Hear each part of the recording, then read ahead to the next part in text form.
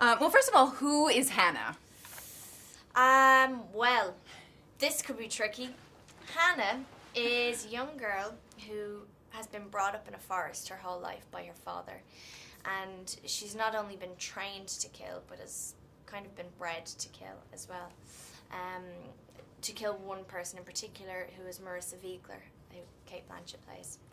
And so Hanna goes out into the world on this mission, and she encounters different things along the way. There's a family that she comes across, and she becomes friends with the girl in the family, and she's kind of like her connection to normal life and a normal childhood.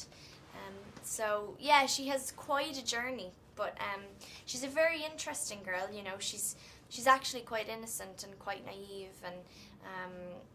and then just like that, she can turn into a cold-blooded killer, and I think that's a fantastic thing to play with, and such a cool contrast. I was going to ask the next question, why is Marissa so scared of her? But that sort of explains it, I guess. She's a cold-blooded killer. But, you know, why would you talk about that, sort of their past history? Why is she so scared of Hanna?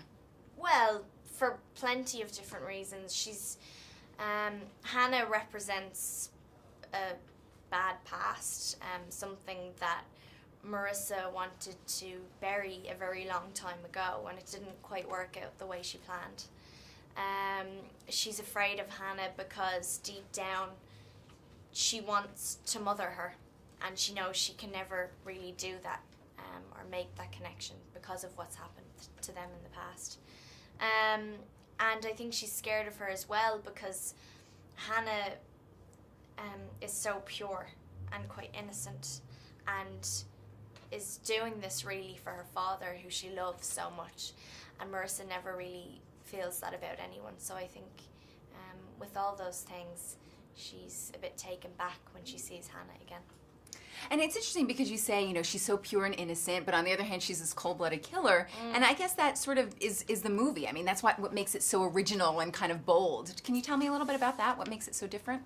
Yeah, I think Hanna is different because there's a certain elegance to this film that we don't always see with action movies. And we see this through the cinematography, the characters, the music, the colouring, everything.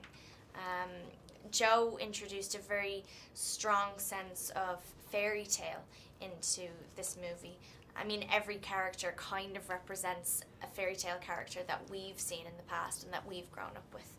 And that's amazing, and something that I think people really latch onto when they see this film. And then we've got the Chemical Brothers music, which just mixes things up all over again because, you know, it's pretty cool and it's electro and it's full of energy and hard beats, but at the same time, it's almost like you could play it at a circus or something, you know? It's all weird. The whole thing is weird in a fantastic way. And this is also, you know, a fairy tale, but it's also a coming-of-age story. You know, she has to sort of see the world. Hanna sees the world for the first time, really. And I know you also turned 16 as you were filming this movie. Like, how did you approach the character as someone seeing the world for the first time?